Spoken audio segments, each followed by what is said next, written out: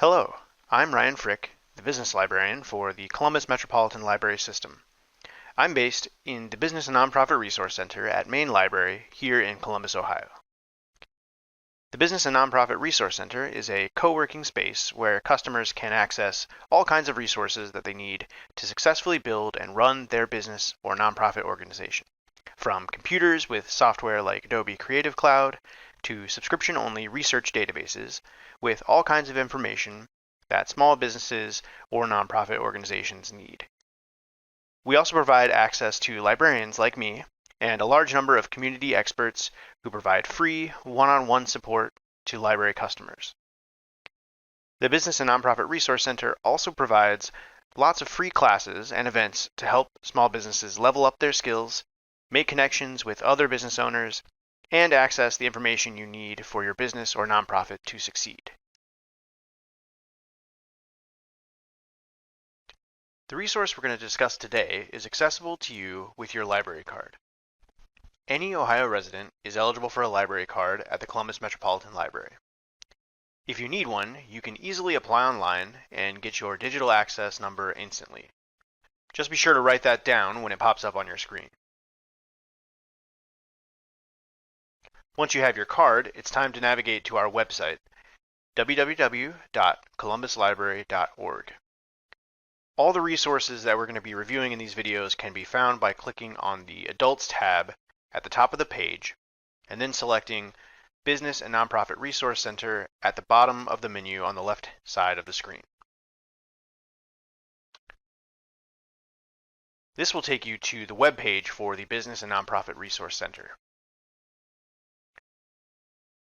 If you scroll down our web page, you'll find our calendar of events, the option to meet one-on-one with a librarian, or access our business planning tool called LivePlan. Most importantly for today's discussion, you'll find the buttons that say View Resources. Today we'll be discussing business resources, so we'll click the View Resources button next to Business. From there, when you scroll down, you'll see all the resources listed in alphabetical order. So today I'm going to be showing you a resource called Reference Solutions. This resource has several helpful sub-databases, but it is especially helpful for small business owners who are researching their competition, researching companies to do business with, or researching their target customers. It contains information that can be particularly helpful for anyone looking for data for their business plans or their marketing plans. So the first thing I'm going to show you is how to find your competitors. So once you've navigated to the library's business resources page, you're going to want to scroll down here, and all these resources are going to be in alphabetical order, with reference solutions here being towards the bottom. So when you're accessing this from home, when you click Access Now, it's going to ask you to log in with your library card and your PIN number. So once you're in the database here, you're going to see that there are several sub-databases, all of which have useful data, but this video is going to actually focus on the U.S. Businesses database and the U.S. Consumers and Lifestyles database, which are the ones that will be the most useful for business owners. In general, if you can use these two databases, you should be able to figure out how to use the other ones as well. So we're going to click on U.S. Businesses, and this is a great database for looking up competitors' locations, business structure, basic information such as the number of employees, management names, financial information for existing companies, as well as links to company news, and can even generate a list of local businesses that are nearby that business. Now, some of these, not every record is going to have every single instance of these examples, but these are the types of things that could be in these records. For larger companies, especially like a larger public company, you're going to find much more of this information, especially when it comes to that company news and things like that. But for a lot of the companies that we're going to look at, probably, these are private companies, so there's not going to be necessarily a 100% complete record, because in some cases that information is not really super available even to this type of database. So we'll find some good examples, and you should have a good idea of how to use this database. So we have both a quick search and an advanced search here. The quick search works really well for if you know an existing company that you want to look up. Or you could also search an executive that way as well. But generally, we use the advanced search because the advanced search will help us generate a list of businesses based on whatever characteristics that we want to include. So we're going to go ahead and click on advanced search, and then it might take a second to load for us here. Okay, so to build your search here, we're going to pretend that we have a bakery that bakes donuts, and we want to research some other bakeries in this area. We want to see who our competition is. So we can use a variety of things on the left-hand side here, these limiters, to shrink down that record count of businesses from that 18.3 million all the way down to just the businesses that we want that are, in this case, in Columbus, that focus on that are bakeries. And in this case, with reference solutions, we can actually get even a little more niche to that. In this instance, at least, down to businesses that are specifically focused on baking donuts. So to do that, we're going to first look at industry codes. We can click here on this keyword SIC and NAICS, and we're going to use a NAICS code. So we're going to click here where it says search all NAICS, and make sure that's selected, and that will let us use the more up-to-date industry codes that the US government uses. So NAICS is the North American Industry Classification System, and it is kind of the general standard today for classifying businesses into different industry codes. So this is officially a census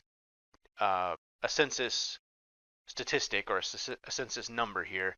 So if you go on the internet and you do a search for whatever your business is, plus NAICS codes, one of the top results should be the census website, and that would be the official answer for what code your business would be in. Now there is some leeway, and it's not always a very straightforward thing, but in general, that's what you're going to want to look for. That census.org or census.gov website, that would be the official answer for what NAICS code to look up here.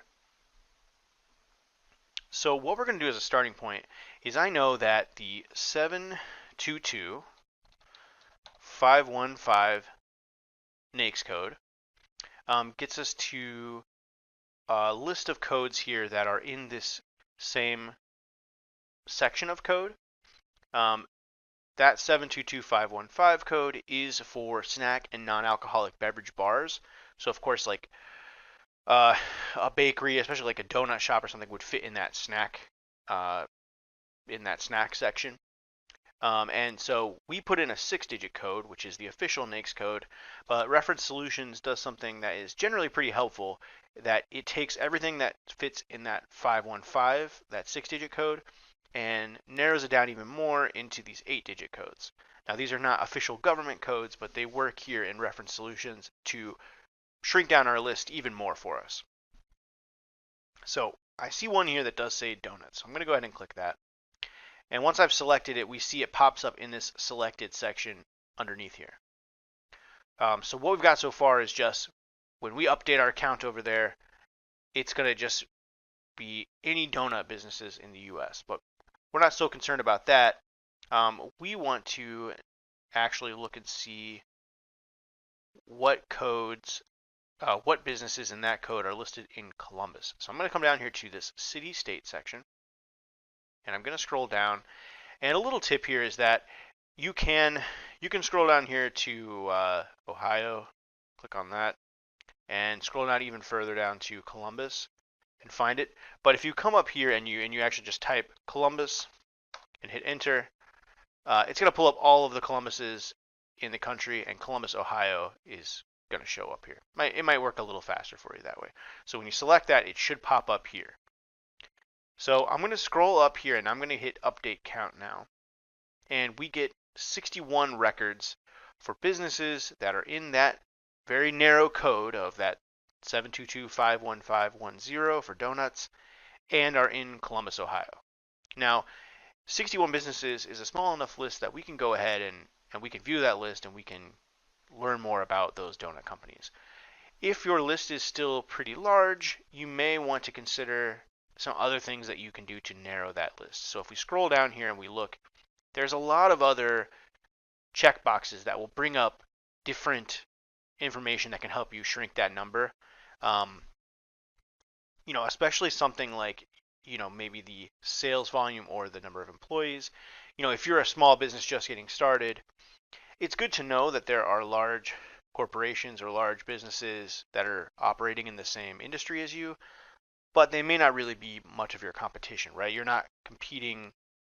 You may be a little bit, it just depends, but you may not be competing with the, multi-million-dollar company right away. They might not really be your competitors. So that might be a way to shrink down some of that. You could pick some of those, maybe smaller sales volume or a smaller number of employees, and that might help shrink that list down for you a little bit. But I am going to go ahead and I'm going to click View Results.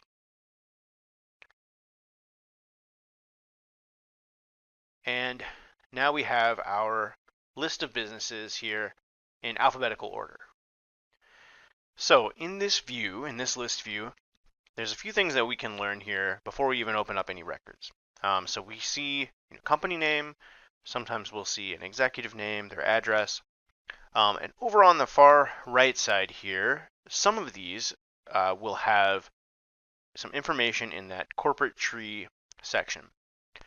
So what that means is that that company is part of a chain or is owned by another company, and that symbol there that looks like a sort of family tree, that's going to give us that company's family tree essentially. So we'll be able to learn where it sits in that hierarchy. If it has an arrow up, like here for Dunkin', that means that there is a company above it. If it has an arrow facing down, that means that that company is the headquarters for that business. So I'm going to just pick on one of these random Dunkins here. I'm going to click on this. We of course know that Dunkin' is a chain, but if we want to know who owns it, we can click on this. And it'll take a second here. And now we see this hierarchy. So we see that there is a subsidiary company here called Dunkin' Brands Incorporated out of Canton, Mass. And then there is a private company, a private equity company called Work Capital Group that actually owns Dunkin'. They probably own several other brands as well. So we learned a little bit more about that. If we wanted to know more about Work Capital Group, we could click on that. We could look at that record and find out more about that company. We can hit back here to go back to this list. A few other things here that's helpful is sometimes it's helpful to click on this heat map here. And what this is going to do is it's going to take all those companies, it's going to plot them out on a map here. So it doesn't always load as a heat map. Sometimes you have to kind of zoom in and out, and it will usually reload as a heat map. And you can kind of see where these businesses are located throughout the city. And it might give you an idea of where you should and shouldn't look to potentially start your bakery if you haven't already started it. Or maybe it also is kind of mapping out a little bit about where there are higher populations, things like that. Maybe you do need to kind of look in some of these areas, but it's good to know where those companies are located just by looking at the map here. And we can of course zoom in, and when we zoom in, it'll switch into these individual dots here instead of that heat map. And as we scroll down a little bit here, it does also give us the tally for the top 50 results here by zip code. So we can learn that this 43228 zip code has the most, has like the highest number of these businesses, all the way down to this, 43232. If we scroll up here and hit back to results, we can also look at a chart.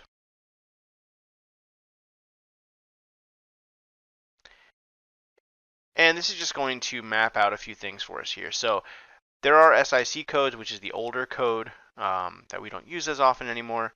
If we click on the NAICS code, because we actually were just searching one NAICS code, it's not going to split this up into different sections on the graph. If we were searching across multiple NAICS codes, it would include both of those things and it would break down those companies based on that.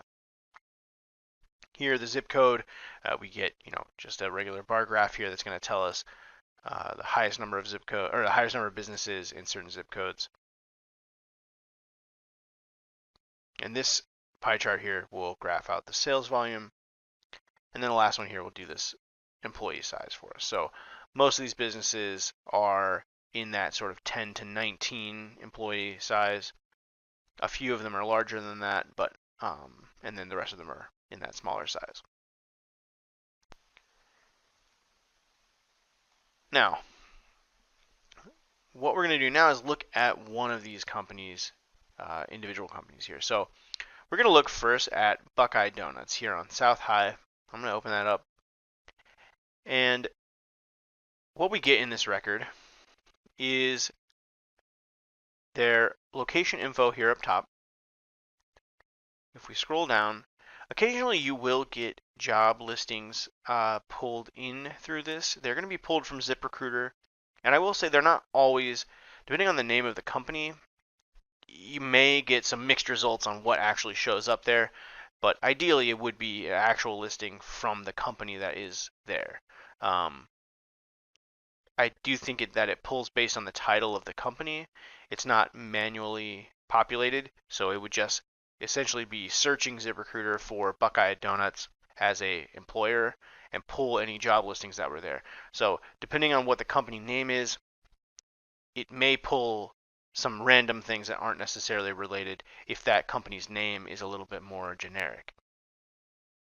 Underneath it, we see in that industry profile some industry codes that could be super helpful for us.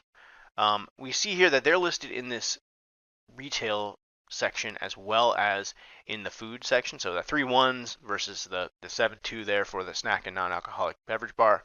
That might give us an idea of some other locations that we may want to search. So we go down a little further. Sometimes we will get a business profile. In this case, we don't have one. Not every one of these listings is going to have a business profile, but that's usually like a 1 or 2 sentence, maybe a full paragraph about the business. And then we can populate a map here if we open this. I believe it will populate automatically. Yes, so we get this location listed here in Google Street View. And we can actually, we can scroll in and out on this as well. Underneath that, we get some business demographics. Again, as I said earlier, not all of these are going to be always filled in here. We're not going to get every single bit of detail for this. We do have 2 things listed here, this location employees and location sales volume. These 2 numbers, again, this is a private company, so the accuracy of this, it may not be 100% accurate here. What I would take it as is like when we look at this full list of companies, all of these, 61 bakeries that we've pulled, we can use that location number, employee number, and the sales volume number to rank these companies. But I wouldn't place a full 100% accuracy. I wouldn't say that 664,000 sales volume is 100% accurate. And from what I've learned, it is often like a lower number than the reality. So they probably have a higher sales volume than that. And they may have a few more employees than 14, but they probably don't have 50 employees. They probably have maybe up to 20 or something. So something to keep in mind here. As we scroll down a little further, we do have in this case a management directory. So this would potentially give you some contact information or a person to maybe ask about or to look for other ways to potentially contact them, through LinkedIn or something like that. Do a little searching from here based on these names here. Further down, we can load some company news. In this case, we don't have, this is actually a Buckeye Donuts related news article here. So DJ Industrial Badger will host one of 4 pop-up shows at Buckeye Donuts. So that is an actual link to a Buckeye Donuts related article here. So that's very interesting. So from USA Today there. Other information here, stock data. We do not have this for a private company. If this was a company that was listed on the stock exchange, we could get that information right here from this record. And then below this here, we do have some estimated annual expenditures for these sections. So these are annual expenditures based on the size of the company and the number of employees, things like that. Possibly even like the industry that it's in. Again, these are listed specifically as estimated expenses, so it's just something to think about. That company this size, this is roughly what they might be spending on that. As we scroll down a little further, we have this business size history. So again, private company, they're not going to have a listing for all of these years that's going to be 100% accurate. And in this case, we see that they've listed employee size 14 since 2000. So again, very likely they have more employees than that. And I would say, again, just consider this to be some sort of an estimate here.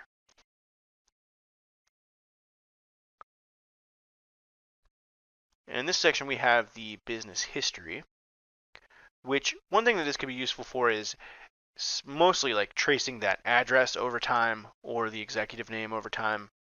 Sometimes, you'll see that they've moved a couple times, or they've got 2 or 3 different executives over the last 10 years or something. That could be useful information. And the other thing here that could be helpful is this competitors report. Now, this is generally going to pull a list of businesses in the same NAICS code or a similar NAICS code around that business within, a couple miles of that business. So we are seeing some other local bakeries, all sorts of bakeries that are coming up there. And that's close to this Buckeye Donuts location here. So that's what's in the record here. You can download this single record if you want, but I'm going to show how to actually pull the records for all of the companies in these 3 pages here. So to do that, we're going to go ahead and click company name here, and we have 25 records per page, and we can download up to 500 records in one Excel file or like a CSV file. So click by company name. We're going to do this to all 3 pages here. Now, we may not want to pull all of the, Tim Hortons or all the Dunkin' Donuts or whatever. Maybe we would go through and just one by one select the companies we want. In this case, I would rather do that from an Excel file and just delete them, delete the rows in an Excel file. So I'm going to select everything, and then I'm going to come down here to download. So a couple of things here. I like to leave this as a comma delimited file. That is because once I download this and open the file, it's going to ask me a question, and I'm going to try to show you that on the screen. But I want it to ask me that question to help clean up some of the data, and it won't ask me that if I download it as an Excel file. So I'm going to download it as that comma delimited, and then I'm going to come down here and switch this to the detailed view, where it's going to include all of the data from those records. Now, you could also do a custom download where you can pick all the fields yourself, and that's great. Like maybe that's a perfect thing to do. It just takes a little more time to pick and choose what you want. So I just click the detailed view, and I'm going to go ahead and hit download records. So now I'm going to open this up here, and you should see here this little box that says, by default, Excel will perform the following data conversions in this file. And it's asking if I want to remove leading zeros. Now I'm going to go ahead and hit convert here. That's because I don't want leading zeros in my data. That will kind of get in the way of me potentially like sorting the data, or it's a little bit harder to make sense of if it has, a couple zeros in front of the number of employees or something like that. So I go ahead and I'll just go ahead and hit convert. And then from here, I'm going to format this as a table. and it's asking if my table has headers, and if it does, is it in this first row here? And I'm going to say yes. So what that lets me do is it now makes that first row into sortable headers here. So I can now sort this by things like what zip code they're in, or the number of employees, or whatever. So now that I've done those two things, that I've gotten rid of the leading zeros and I've formatted it as a table, I'm going to come over here and hit File, and then I want to make sure that I save this as an actual Excel workbook file. So it's a CSV right now. I want to switch it to an Excel workbook file, and then I would probably recommend naming this something very specific. So I'm going to name it Donut Shops in Columbus, and that was that NAICS code 722515110. And now I know what NAICS code I used to get this. That way, if I go back into Reference Solutions and I want to search a different code, I already know what I've done exactly. So you'll see it has it's a long left to right spreadsheet here with a lot of different fields in here. It's going to capture all that stuff that's in those codes, that's in those records. Now you will see some empty columns here. You may want to go in and clean that up. That's totally up to you. That'll make it a little bit easier to navigate. But you'll see in here all these different industry codes that could help further your research if you really wanted to do that and look at more companies. But now you can come down here to this location, employee size range, or the actual numbers that they have, and you can go ahead and sort this. So if we want to sort this from the largest company to the smallest company, we can do that now. So we know that whatever this top one here now is, this is a Resch's Bakery, and according to our records here, they have the highest number of employees from this list of businesses that we have. And we can sort it by sales volume range, things like that as well. So that is how to go about pulling a list of companies based on the search terms that we have in Reference Solutions, and then downloading that file as a list of potential competitors for yourself. Now, one thing I will say is you could do this exact same process if you are a company that works with other companies. So in our case, we are a bakery, right?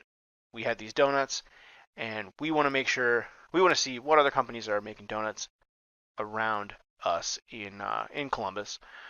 But if we go back to that search, to this advanced search, and we remove that list, let's say I want to make sure I get my donuts in coffee shops in Columbus. I want to maybe make some contacts with some coffee companies and coffee roasters or coffee shops especially, and I want my donuts in those coffee shops. So I can come in here and I can search by keyword here, and I can write coffee shop, and I find, oh, there's a related code for coffee shops.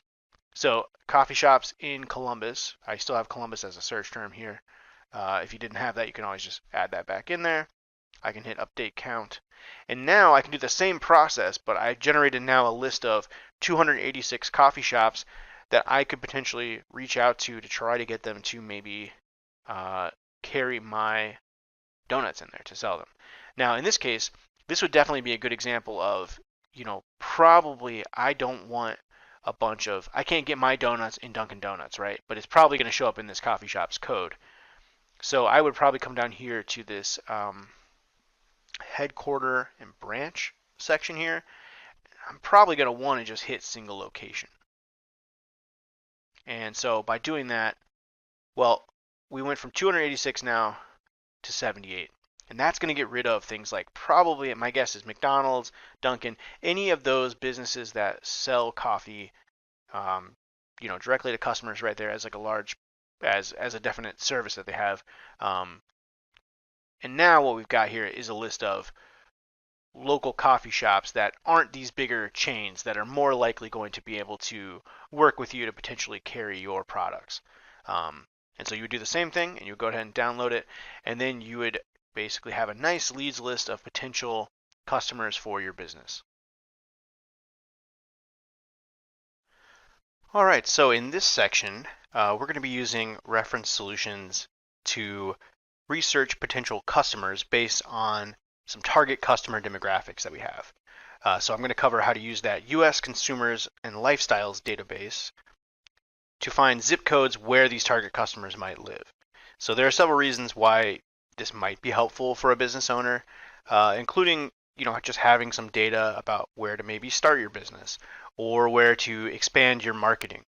Or where to open a second location, those kinds of things. This will just give you at least one data point for maybe where to go next in some of that marketing.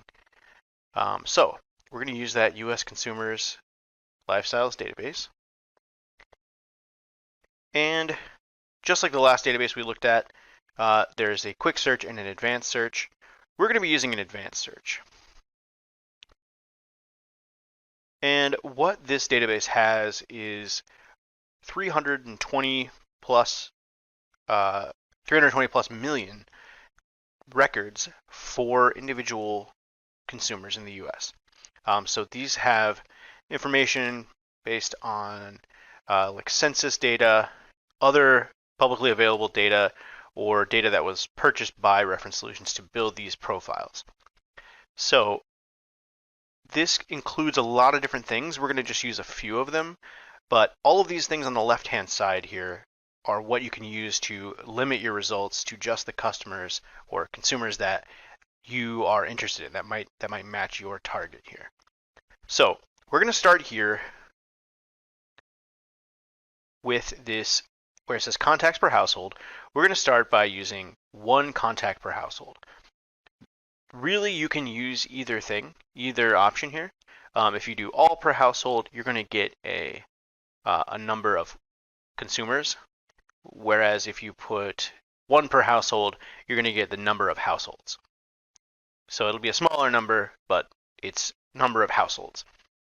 And in this case, we're going to look in the Columbus metropolitan area. So I'm going to go ahead and scroll down here to Ohio and find Columbus here. And so our sample business here, we're going to be pretending that we're starting a coffee shop.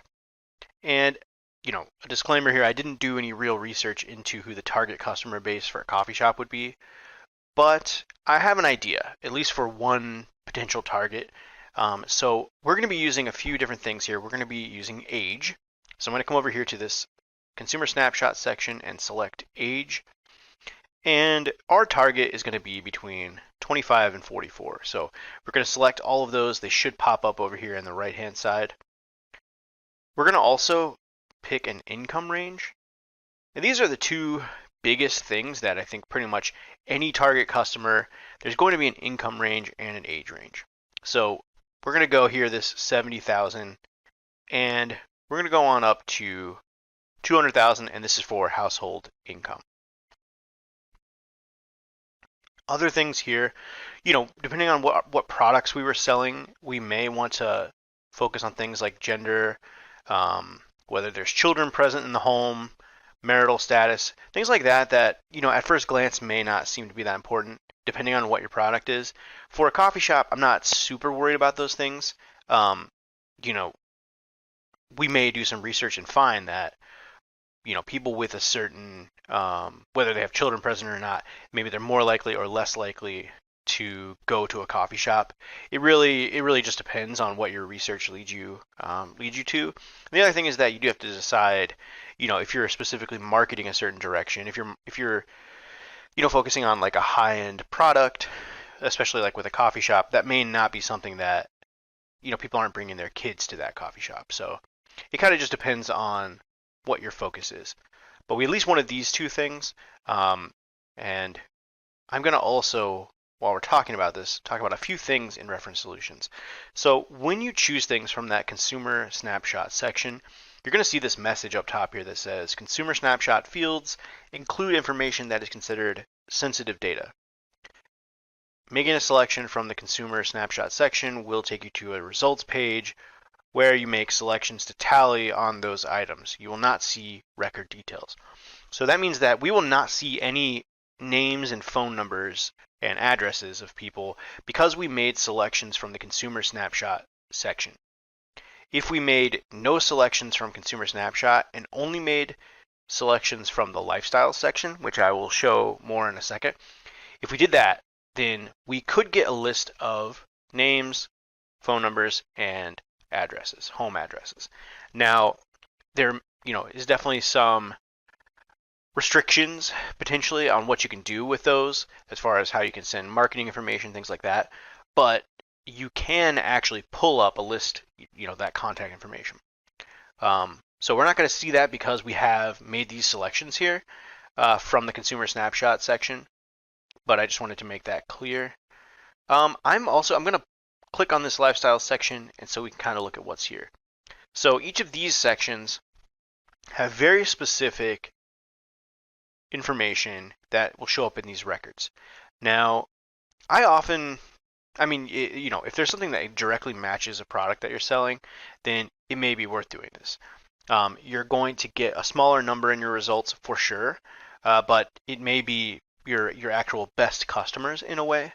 For instance, if I was opening a pet store specifically catering towards, dogs, well, someone who has spent enough money on dogs that it shows up in whether that's like a credit report information or something like that.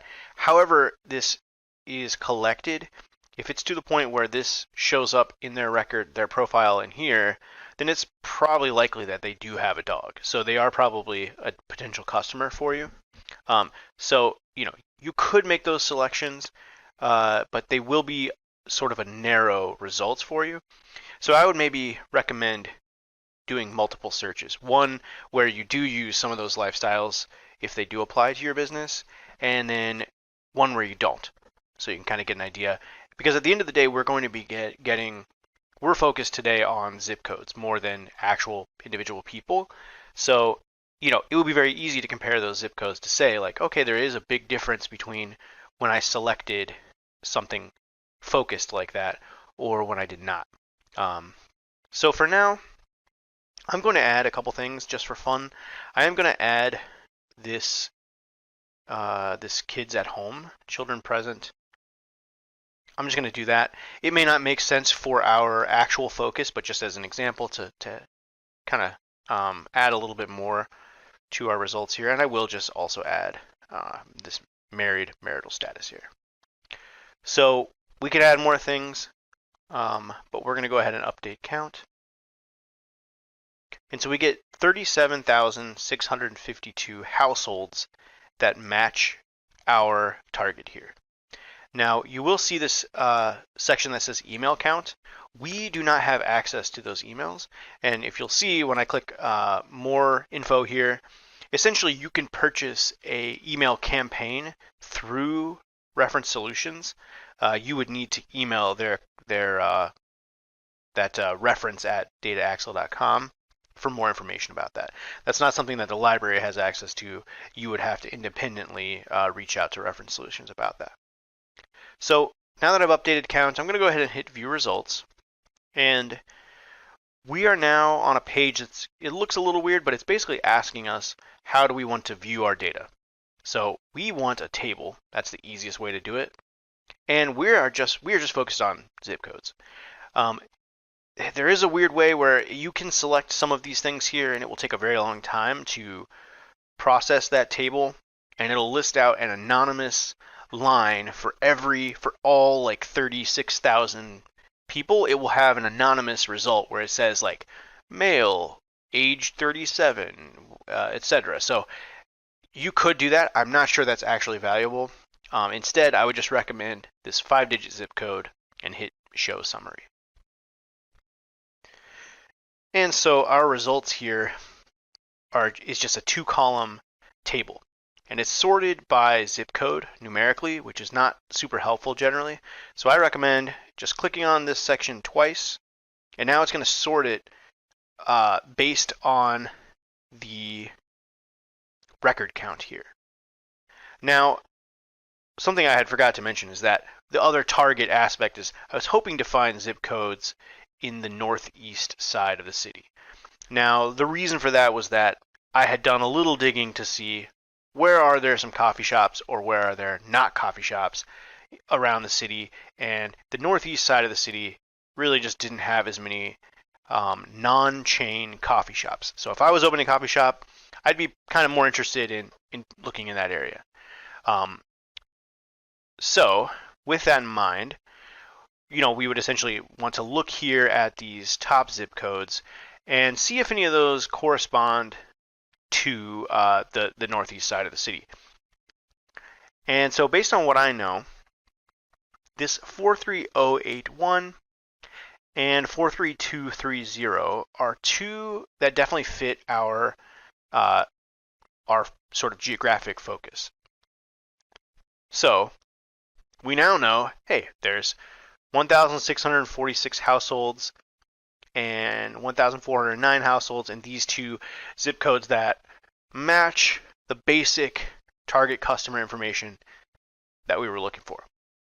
So what we would do here, if we want to save this full table, because maybe we just want to know throughout the whole city where there are potential target customers, we would scroll all the way down to the bottom here.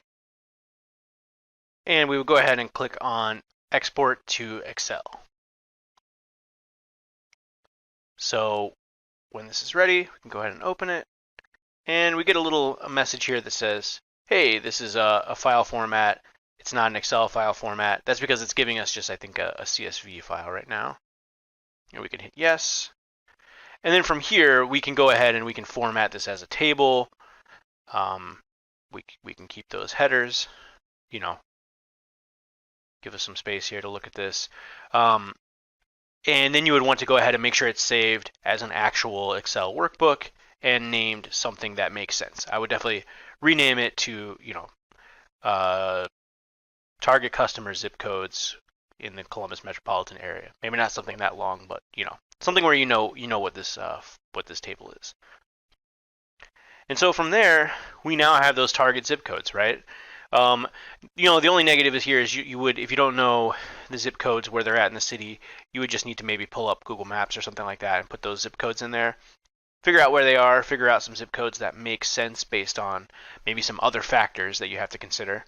But now what we could do is use those focus zip codes and pull that information into either we can look more at the businesses that are there in reference solutions, or we can take those zip codes into Simply Analytics or Policy Map and really dig down deeply into who lives in those areas, what demographics are represented there, other things like that, consumer expenditure numbers, all of those things that we can find in Simply Analytics and Policy Map. If you have any questions about using reference solutions or any of our other business resources, please feel free to reach out through email to business@columbuslibrary.org. Thank you.